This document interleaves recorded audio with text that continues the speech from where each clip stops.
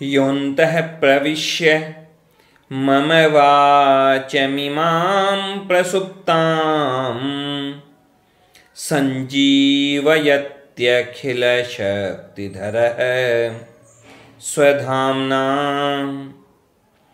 अन्यांश्च हस्तचरण श्रवणत्वगादीन् प्राणान्नमो भगवते पुरुषाय तुभ्यम्। श्रीवीरराघवदयार्द्रकृपावतारम् श्रीजानकीश पदपद्मपरागभृङ्गम् श्रीश्रीधरार्य चरणाम्बुजलग्नमौलिं श्रीदेशिकार्य घनश्यामगुरुं नमामहम्। कर्कटे पूर्वफाल्गुन्यां तुलसीकाननोद्भवां पाण्ड्ये विश्वम्भरां गोदां वन्दे श्रीरङ्गनायिकीम्। नीलातुङ्गस्तनगिरितटी सुप्तमुद्बोध्य कृष्णं पारार्थ्यं स्वं श्रुतिशतशिरः सिद्धमध्यापयन्ती स्वच्छिष्टायां सजिनिगलितं या बलात्कृत्य भुङ्क्ते गोदा तस्यै नम इदमिदं भूय एवास्तु भूयः।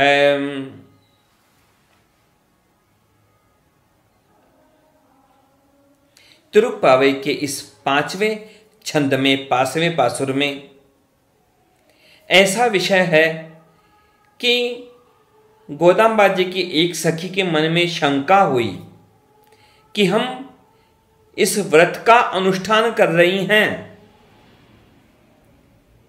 हम इस श्री व्रत का, मार्गशीर्ष व्रत का, इस तिरुप्पावई व्रत का अनुष्ठान कर रही हैं, लेकिन पता नहीं हमारे कौन से जन्म के कौन से कर्म का ऐसा हो जाए परिणाम कि इस व्रत में विघ्न आ जाए। तो उस विघ्न का क्या उपाय होगा, इसी का समाधान देते हुए यहां पर चिंतन किया गया, गोदाम्बा जी के द्वारा गान किया गया, स्पष्ट किया गया इस विषय को। यं मायाविन मामनन्ति विबुधः यं माथुरं जानते यं प्राहुर्यमुना विहार कुशलं दामोदरं केशवम् तन्देवं मनसा स्मरेम वचसा संकीर्तयामो यदि यज्ञौ तूलमिवाखिलं कृतमघं नश्येद्भविष्यच्च नः।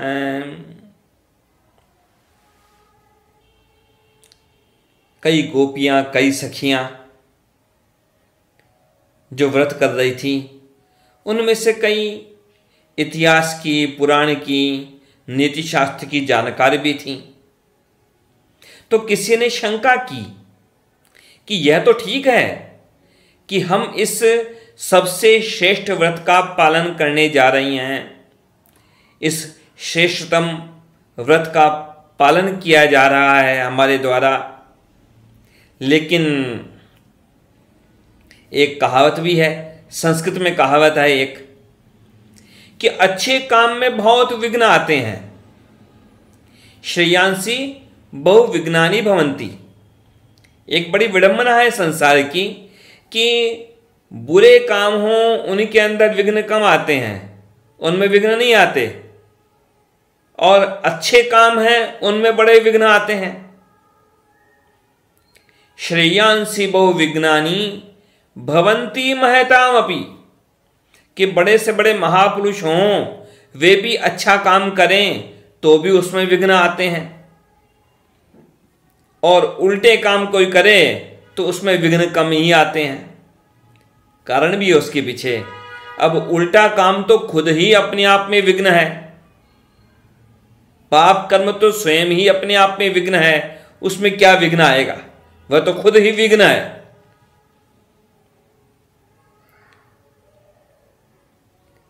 अश्रेयसी प्रवृत्तानाम दूरम यान्ति विनायकः। तो शंका हुई कि इस जन्म में ज्ञात अज्ञात पता नहीं कैसे कैसे कर्म हमारे द्वारा किए गए, भले ही हमने प्रयास पूर्वक शुभ कर्म किए, भले ही हमने सावधानी रखी हो कि हमसे पाप न हो, लेकिन कौन जाने अनजान में कोई पाप हो गया हो, अनजान में कोई अपराध हो गया हो किसी का। कई कई प्रसंग आते हैं, अभी उसका वर्णन नहीं करेंगे। कई तरह के प्रसंग आते हैं कि अनजान में अपराध हो जाते हैं, अनजान में पाप हो जाते हैं। तो इस जन्म में भी कोई पाप हो गया हो, अपराध हो गया हो, और कौन जानता है पूर्व जन्मों में पता नहीं क्या क्या कर्म किए गए हों हमारे द्वारा। तो उन पूर्व जन्मों के कर्मों के कारण हमारे इस व्रत में कोई विघ्न आ गया तो उसका क्या समाधान है, वो विघ्न कैसे दूर होंगे। हमारे इस व्रत में, इस तिरुप्पावई व्रत में, धनुर्मास व्रत में कोई विघ्न न आए, इसका क्या उपाय है, क्या समाधान है, क्या व्यवस्था है। शास्त्रों में इसलिए एक उपाय किया जाता है कि कोई महान कार्य किया जाए, कोई शुभ कर्म किया जाता है, तो उस शुभ कर्म को करने से पहले उस शुभ कर्म में कोई विघ्न न आए, इसकी व्यवस्था पहले की जाती। उसके लिए कोई पूजन पहले होता है। सामान्य चलन में संसार में लोग कोई भी कार्य होता है, शुभ कार्य, तो पहले विनायक पूजन करते हैं, विनायक पूजन, गणेश पूजन। लेकिन श्री वैष्णव परंपरा जो है, इसमें बड़ा सुंदर चिंतन है। इसमें विश्वक्सेन जी का पूजन किया जाता है सबसे पहले। किसी भी पूजन में, किसी भी कर्मकांड में सबसे पहले पूजन किसका होता है? श्री विश्वक्सेन जी का। कौन है विश्वक्सेन जी? विश्वक्सेन जी हैं भगवान नारायण के सेनापति। भगवान नारायण के सेनापति हैं, तो उनका पूजन इसके लिए ही होता है सबसे पहले, कि ताकि वो भगवान के पूजन में आने वाले हर विघ्न को दूर करें। यतिराज सप्तति में बड़े सुंदर ढंग से कहा है श्री वेदांत देशिक स्वामी जी महाराज ने, तीसरे श्लोक में ही, वंदे वैकुंठ सेनान्यम देवम सूत्रवती सखम यद्वेत्र शिखर स्पंदे विश्वमेतद व्यवस्थितम। उन्होंने सबसे पहले वहाँ क्या कहा कि सबसे पहले मैं तो पूजन करता हूँ, नमन करता हूँ किसको? कि वैकुंठ के जो सेनापति हैं, भगवान के जो सेनापति हैं, उन विश्वक्सेन जी को प्रणाम करता हूँ। कि क्यों, किस लिए प्रणाम करते हैं? कि विश्वक्सेन जी अपने हाथ में एक बेंत रखते हैं। बेंत, ये मूल शब्द है संस्कृत का वेत्र। तो वह अपने हाथ में जो वो दंड रखते हैं विश्वक्सेन जी, तो उस दंड का क्या प्रयोग करते हैं वे? कि उस दंड को हिलाने मात्र से वो सारी अव्यवस्था को व्यवस्थित कर देते हैं। यद वेत्र शिखर स्पंदे, उसके उस बेंत के, उस दंड के शिखर को बस हिलाने मात्र से, थोड़ा सा नाम मात्र का हिलाने मात्र से सारे संसार को वो व्यवस्थित कर देते हैं। विश्वमेतद व्यवस्थितम। आप लोगों को लगेगा कि ये कैसे हो सकता है, लेकिन आप लोगों ने कभी देखा हो ऑर्केस्ट्रा होता है। ऑर्केस्ट्रा यानी बहुत सारे वाद्य एक साथ बजाए जाते हैं। उसमें आपने देखा होगा कि एक उनका जो संचालक होता है वह अपने हाथ में एक छड़ी ले रहता है, छोटी सी छड़ी, एक छोटी सी छड़ी लेकर के उसको इधर उधर हिलाता रहता है। सामान्य व्यक्ति क्या समझेगा कि ये तो पता नहीं क्या हिला रहा है, क्या हो रहा है, लेकिन उस ऑर्केस्ट्रा के सारे वाद्य जितने होते हैं, सारे वाद्यों का जो नियंत्रण है वह उस एक छोटी सी छड़ी से नियंत्रण करता है कि क्या बज रहा है, क्या बजना चाहिए, आगे क्या होना चाहिए, सबका संतुलन। अलग अलग तरह के वाद्य, 50 वाद्य अलग अलग बज रहे हैं, लेकिन वह एक डंडे के संकेत से उन सबको व्यवस्थित करके चलता है। तो जब एक सामान्य व्यक्ति, एक सामान्य संगीत का जानकार जब उस एक डंडे की सहायता से उन 50 को नियंत्रित करता है, तो भगवान के सेनापति हैं विश्वक्सेन जी। तो उन विश्वक्सेन जी का दंड जो है वो अपने संकेत से यदि सारे संसार को नियंत्रित कर लें तो इसमें क्या आश्चर्य है, क्योंकि ये सामर्थ्य, ये महिमा उनके पास जिसकी है, किसके कारण से है? भगवान के कारण से है। और भगवान की महिमा अतुलित है तो उनके सेनापति की महिमा भी तो अतुलित ही है। यहां पर विश्वक्सेन जी की महिमा जो है वह भी भगवान की ही महिमा है। भगवान से संबंधित हर व्यक्ति की महिमा भगवान की ही महिमा है। यह भगवान का ही परिवार है। तो यहां पर कहा गया गोदाम्बा जी के द्वारा कि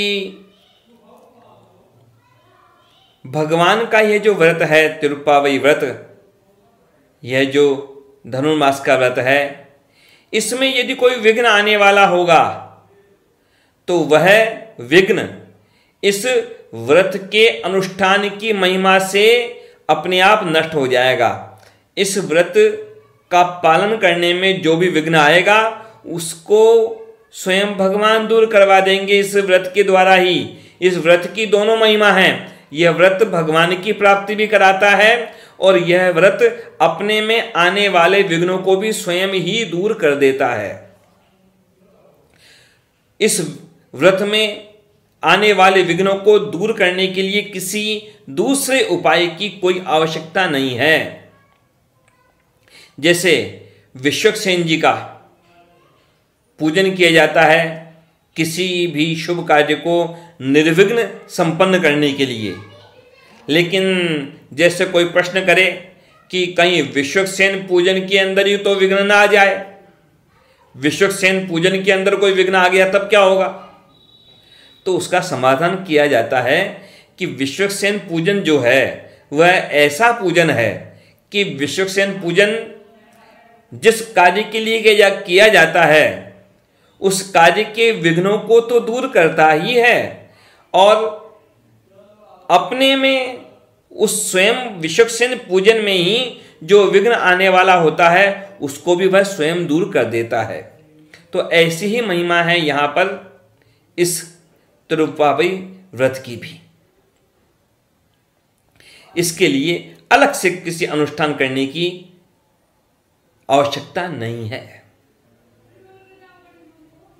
यहां पर चिंतन किया गया कि अत्यंत आश्चर्यमय गुण हैं जिन भगवान कृष्ण के, जिनकी अत्यंत आश्चर्यमयी लीलाएं हैं जिन भगवान कृष्ण की, जिन्होंने मथुरा में अवतीर्ण होकर के यमुना जी में अनेकों तरह के विहार किए, लीलाएं की, गोप बालकों के साथ गोप बनकर के लीलाएं की, जो यशोदा माता के यश का वर्धन करने वाले हैं। ऐसे जो भगवान दामोदर हैं, दामोदर क्यों कहा गया भगवान को? क्योंकि दाम और उदर, दाम कहते हैं संस्कृत में रस्सी को, उदर यानी पेट।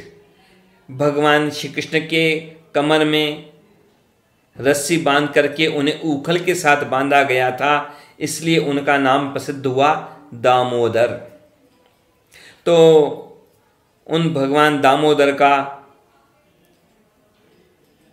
मन वाणी कर्म से शुद्ध होकर श्रेष्ठ पुष्पों से उनका अर्चन करके, पूजन करके, उनको प्रणाम करके और उन्हीं के नामों का गान करके हम ये जो व्रत कर रही हैं, तो इसके द्वारा भगवान के नामों की महिमा के द्वारा और भगवान की लीलाओं की महिमा के द्वारा हमारे कल्याण में बाधा डालने वाले सारे पाप अपने आप एकदम नष्ट हो जाएंगे। वेदांत का एक बड़ा महत्वपूर्ण सिद्धांत है कि जो ब्रह्म को जान लेता है, ब्रह्म का अनुभव कर लेता है, भगवान का दर्शन कर लेता है, उसके सारे पाप उस ब्रह्म विद्या के द्वारा, भगवान की प्राप्ति के द्वारा सारे वे पाप नष्ट हो जाते हैं। वैसे तो शास्त्रों में एक दूसरी बात भी कही जाती है, न भुक्तम क्षीयते कर्म कल्पकोटि शतैरपि अवश्यमेव भोक्तव्यम कृतम कर्म शुभाशुभम, कि बिना भोगे कोई कर्म नहीं कटता। चाहे करोड़ों साल बीत जाएं, करोड़ों युग बीत जाएं, लेकिन बिना भोगे कोई कर्म नहीं कटता, नष्ट नहीं होता। चाहे शुभ किया चाहे अशुभ किया, कर्मों का फल तो भोगना ही पड़ता है, उससे कोई नहीं बच सकता। लेकिन यहाँ उसका समाधान बताया गया, भगवान की प्राप्ति, भगवान के दर्शन का महत्व बताया गया। यहाँ पर तो बाकी हम गहराई से सोचें तो भगवान के सच्चे भक्त तो पाप को तो बाधा मानते ही हैं, लेकिन साथ ही साथ भगवान के भक्त तो, भगवान के सच्चे भक्त तो पुण्य को भी बाधा ही मानते हैं। बल्कि सच्चे जो वेदांती हों वो तो पुण्य को भी पाप में ही गिनते हैं, पाप और पुण्य को अलग अलग नहीं गिनते। आपको विचित्र लगेगी बात, बहुत विचित्र लगेगी, परंतु गहराई से चिंतन करना। सच्चा वेदांती होगा तो वह पाप और पुण्य दोनों को एक समान मानता है। एक समान यानी दोनों ही करना नहीं चाहता, न तो वह पाप करना चाहता है न पुण्य करना चाहता है। क्यों नहीं करना चाहता? पाप भी अपने कर्मों का फल देते हैं, पुण्य भी अपने कर्मों का फल देते हैं, और दोनों ही कर्मों का फल जो है वह जन्म मरण में बांधता है।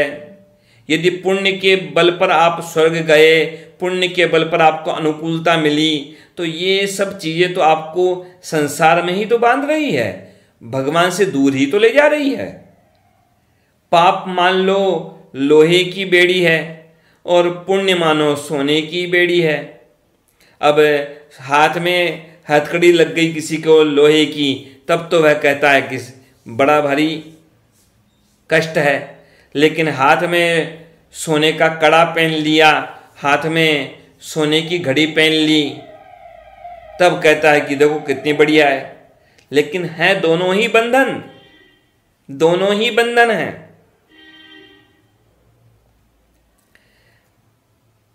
ब्रह्मसूत्र में बड़े सुंदर ढंग से समझाया गया इस बारे में।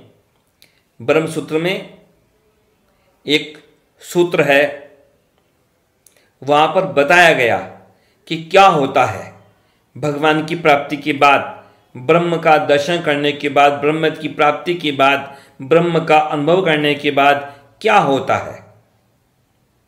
देखिए, वही भगवान है, वही ब्रह्म है, वही परमात्मा है, वही ईश्वर है, वही भगवान है। बस अलग अलग दृष्टिकोण से अलग अलग अनुभव हैं। भक्त कहते हैं भगवान, ब्रह्मेति परमात्मेति भगवानिति शब्दते, श्रीमद् भागवत महापुराण में कहा गया कई बार। यदि कोई सच्चा ज्ञानी है तो वह जानबूझकर तो पाप करेगा नहीं, और जानबूझकर पाप करता है तो वह सच्चा ज्ञानी हो सकता नहीं। जानबूझकर कोई पाप करे तो वह सच्चा भक्त हो सकता नहीं।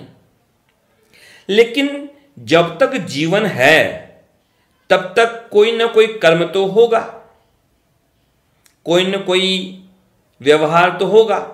कर्म होगा तो कर्म में तो दोनों चीजें लगी हैं, शुभ और अशुभ, पाप और पुण्य, अच्छा और बुरा। कोई ना कोई कर्म तो होगा, तो कर्म तो इन दोनों में से किसी न किसी गिनती में तो जाएगा ही जाएगा। जब तक कोई व्यक्ति जीवित है, भले ही उसको ब्रह्म ज्ञान हो गया, भले ही भगवान की प्राप्ति हो गई, पर जब तक उसका जीवन है तब तक कि जीवन में कोई ना कोई कार्य तो उसके द्वारा होगा ही होगा। श्रीमद् भगवत गीता में ही भगवान श्री कृष्ण ने स्पष्ट कहा, 30 अध्याय के 5वें श्लोक में, न हि कश्चित् क्षणमपि जातु तिष्ठत्य कर्मकृत कार्यते यह वशः कर्म सर्वः प्रकृतिजयी गुणैः। कि प्रकृति है, कोई ना कोई कर्म तो करना पड़ेगा। एक क्षण भी कोई बिना कर्म के रहता नहीं है। बैठा है तो बैठा है, वह भी तो कर्म है। सोया है तो वह भी एक कर्म है।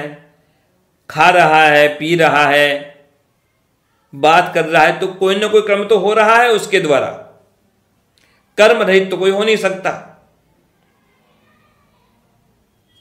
तो क्या होता है जब भगवान की प्राप्ति हो गई, और भगवान की प्राप्ति होने के बाद अब जो कर्म होते हैं, आप लोगों ने सुना होगा कर्मों के बारे में बहुत तरह की बातें।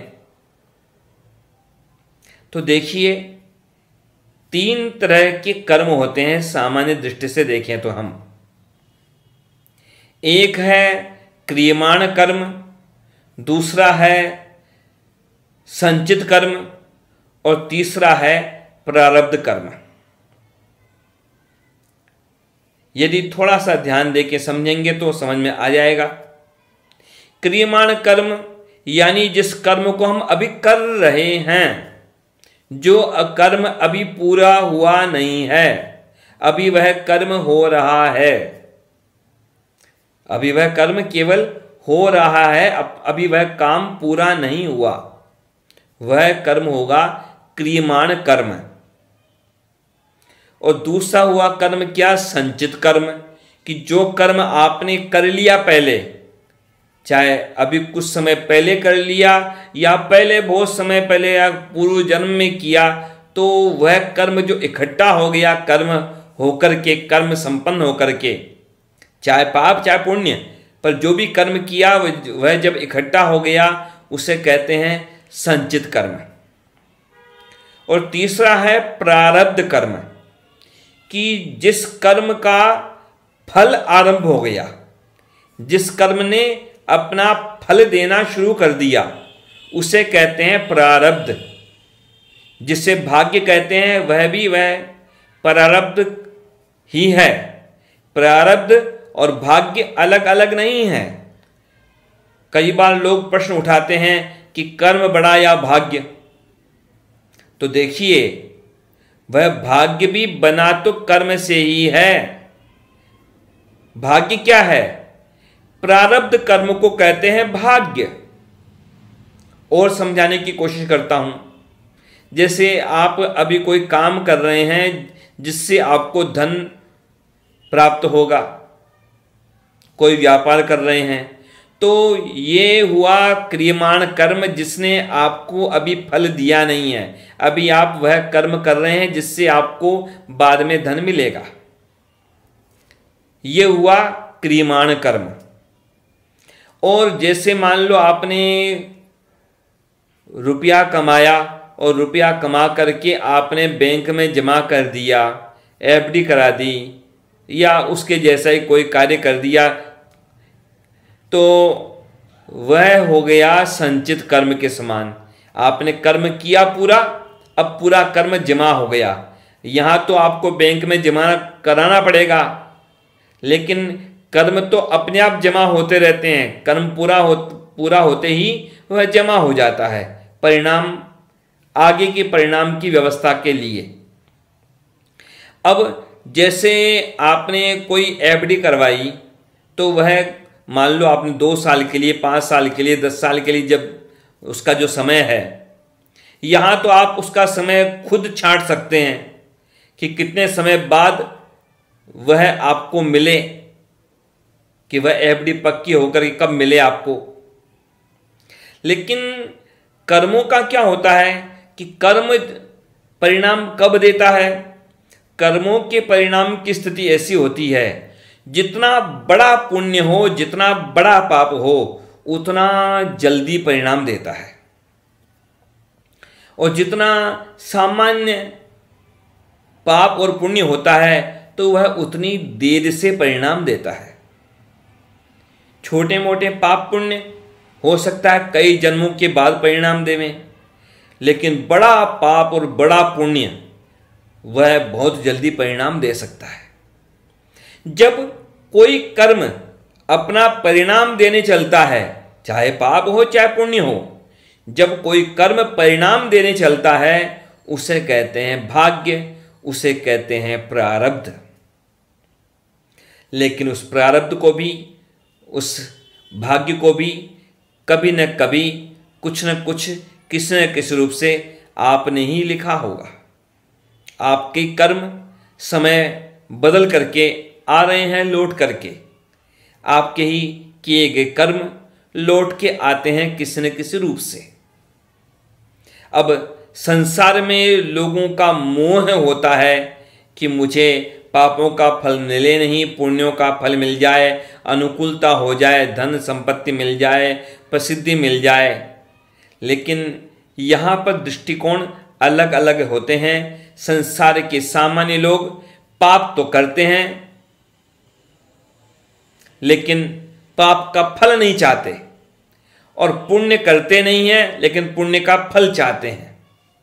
और अधिकतर विडंबना ऐसी होती है कि लोग पहले के किए हुए शुभ कर्मों का फल भोग रहे होते हैं इस जन्म में, और इस जन्म में इकट्ठा करते हैं पाप, पाप और पाप, पाप ही पाप इकट्ठा करते हैं। पहले के पुण्य होते हैं, परिणाम दे रहे होते हैं, तो उन्हें लगता है कि हम तो जो कर रहे हैं सो सही है। भाई, पहले के तुम्हारे कोई शुभ कर्म थे, उन कर्मों ने तुम्हें आज अनुकूलता दे दी, लेकिन इस समय जो तुम इकट्ठा कर रहे हो पाप, वो भी तो परिणाम देंगे, वो भी परिणाम देंगे। इसलिए पापों से दूर रहें। जानबूझ के तो पाप होना ही नहीं चाहिए। जानबूझ के पाप हो रहा है तो यह निश्चित रूप से अज्ञानी और पापी का ही लक्षण है। जानबूझ के पाप तो वही कर सकता है, अज्ञानी और पापी और दुष्ट व्यक्ति। वास्तव में तो सच्चा भक्त, सच्चा ज्ञानी तो भगवान की प्राप्ति कर लेता है, भगवान का अनुभव कर लेता है। तब उसके सारे कर्मों की स्थिति क्या होती है, उसके सारे पाप पुण्यों की व्यवस्था भगवान ऐसे करते हैं। ब्रह्मसूत्र में कहा गया, तदधिगम उत्तर पूर्वागयो रश्लेष विनाशौ तद व्यपदेशात्, कि जब भगवान की प्राप्ति हो जाती है तब क्या होता है उसके पाप और पुण्यों का। तो वहाँ बड़े सुंदर ढंग से कहा गया, ध्यान रखना ये ब्रह्मसूत्र है, यहाँ मानने के लिए कम कहा गया, जानने के लिए कहा गया है। यहाँ तो तर्क की बात है, शास्त्र की बात है। यहाँ जैसे कई बार जो बातें होती है संसार में श्रद्धा की बल्कि अंधश्रद्धा की यहाँ उसके लिए कोई स्थान नहीं है। यहाँ बात है पूरी तर्क की, पूरी लॉजिक की और शास्त्र की बात होती है। ब्रह्मसूत्र अपने आप में इन सब चीजों में सबसे ऊपर है। तो यहां पर क्या बताया गया कि जब भगवान की प्राप्ति हो जाती है तो क्या होता है उस भक्त के पापों का। तो कहा गया कि देखो भाई, तीन तरह की जो स्थिति है, पहले के कर्म यानी संचित कर्म, और अभी हैं वो क्रियमाण कर्म, और तीसरा है जो कर्म परिणाम दे रहे हैं उसको कहते हैं प्रारब्ध कर्म। तो तीनों के बारे में क्या कहा गया कि देखो भाई, जो पहले के पाप पुण्य उसके हैं वो तो हो जाते हैं नष्ट।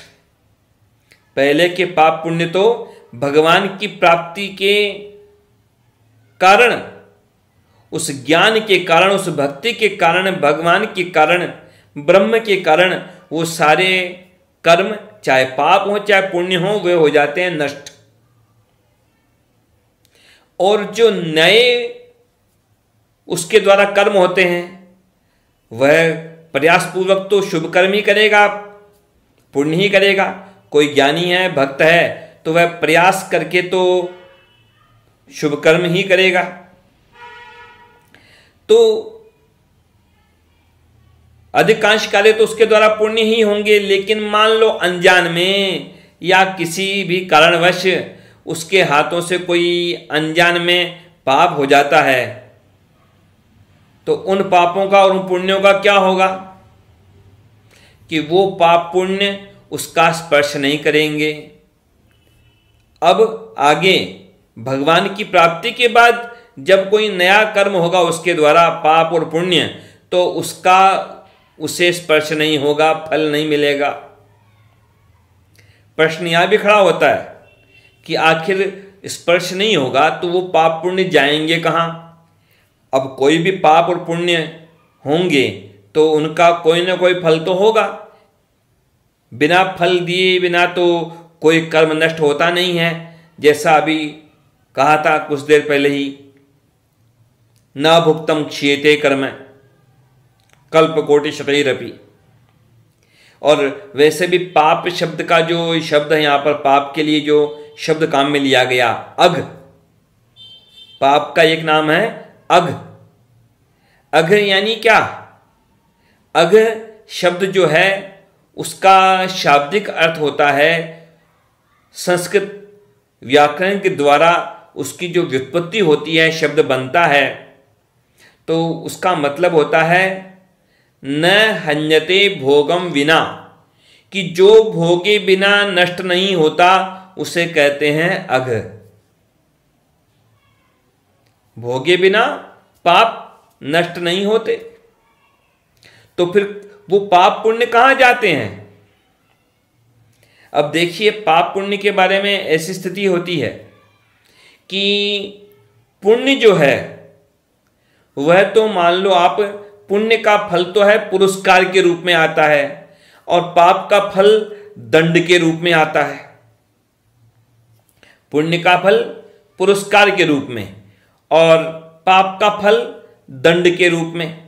तो दोनों का क्या होता है? अब जैसे मान लीजिए आपको घोषित किया गया किसी संस्था के द्वारा कि आप आइए, आपको 1 लाख रुपए का पुरस्कार देंगे, तो आप क्या चाहें तो आपके हाथ में है नियंत्रण, आप चाहें तो पुरस्कार लेने जाइए, चाहे तो आपकी इच्छा हो तो मत जाइए, चाहे तो किसी अन्य को भेज दीजिए, चाहे तो पुरस्कार की राशि लेकर के किसी दूसरे को दे दीजिए। पुरस्कार के अंदर आपकी इच्छा पर है, आप लें न लें। लेकिन पाप में क्या है? पाप का फल तो भोगना पड़ता है। पाप है दंड। जैसे मान लो किसी कोर्ट ने किसी को सजा सुना दी कि भाई तुम्हें 10 दिन की यह सजा है, तो अब वह व्यक्ति कहे कि नहीं नहीं दंड स्वीकार करने की मेरी इच्छा नहीं है, या कोई कहे कि ये दंड किसी दूसरे को दे दो, तो वहां नहीं चलता। पुरस्कार में आप ना कर सकते हैं, हाँ कर सकते हैं। पुरस्कार में आप लेकर के किसी दूसरे को दे सकते हैं, लेकिन दंड में आप किसी दूसरे को शेयर नहीं कर सकते। दंड में आप मना नहीं कर सकते, दंड तो भोगना पड़ता है। लेकिन यहां पर क्या समाधान किया गया? यहां स्पष्ट किया गया कि देखो, आगे वह जो भक्त है, भगवान की प्राप्ति करने के बाद उसके द्वारा जो पाप और पुण्य हो जाते हैं, उनका क्या होता है?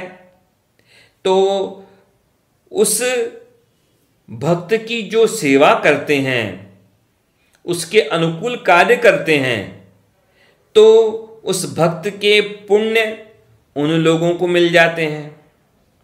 और जो दुष्ट उस भक्त को सताते हैं, पीड़ित करते हैं, तो उस भक्त के द्वारा अनजान में किया गया जो पाप कर्म कोई हो, तो उन पापों का फल उन दुष्टों को मिलता है जो उसे सताते हैं किसी भी तरह से। तो पाप और पुण्य नष्ट नहीं होते, उनका फल तो भोगना पड़ता है, कहीं ना कहीं जाते हैं। लेकिन वह ज्ञानी और वह भक्त जो भगवान की प्राप्ति कर चुका होता है, वह उनसे मुक्त हो जाता है। श्रीमद् भगवद गीता के 4 अध्याय के 37वें श्लोक में भगवान श्री कृष्ण स्पष्ट कहते हैं अर्जुन से कि अर्जुन, जैसे जलती हुई अग्नि के अंदर डाली गई जितनी भी लकड़ी होती है, वह सब भस्म हो जाती है, वैसे ही ज्ञान की जो अग्नि है, उस ज्ञान की अग्नि में सारे कर्म नष्ट हो जाते हैं। यथैधांसि समिद्धोग्निर भस्मसात् कुरुते अर्जुन ज्ञानाग्नि सर्वकर्माणि भस्मसात् कुरुते तथा। श्री कुलशेखर आलवार अपने मुकुंदमाला स्तोत्र में बड़े सुंदर ढंग से कहते हैं, भगवान के पावन नामों की महिमा बताते हुए, श्रीमन्नाम प्रोच्य नारायणाख्यम केन प्रापुर्वांछितं पापिनोपि हानः पूर्वं वाक्प्रवृत्तान् तस्मिन् तेन प्राप्तं गर्भवासादि दुःखम। कि भगवान नारायण का नाम लेकर, लक्ष्मी जी के सहित भगवान का नाम लेकर, श्रीमन नारायण नाम लेकर किसने अपना इच्छित फल प्राप्त नहीं कर लिया, भले ही वह पापी भी क्यों न रहा हो। उन्होंने कहा,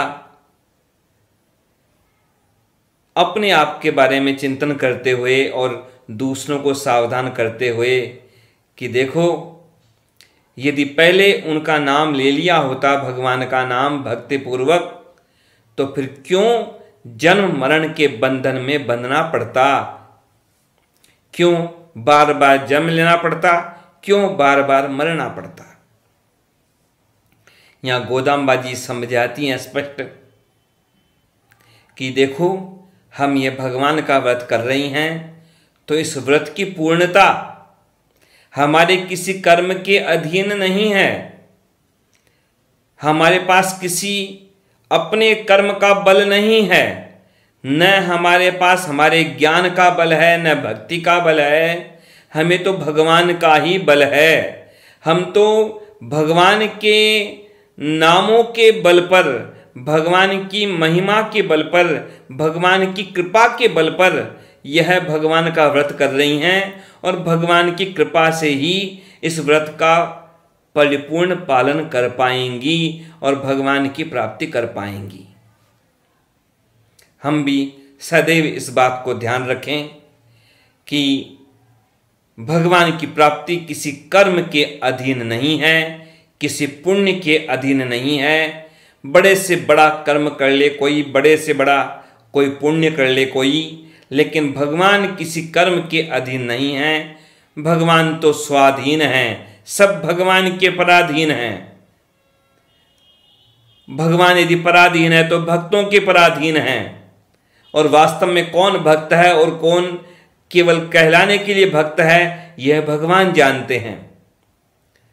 हम हमेशा ध्यान रखें कि भगवान की प्राप्ति में हमारा धन, हमारी संपत्ति, हमारी बुद्धि, हमारा ज्ञान, ये सब निश्चित बल नहीं है, बल्कि भगवान की कृपा ही, भगवान के पावन नाम ही, उन्हीं का बल हमें भगवान की प्राप्ति के योग्य बनाता है और भगवान की प्राप्ति करा पाता है।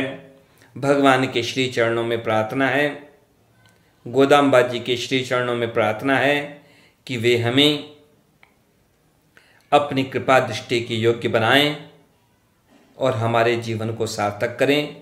जय श्रीमन नारायण।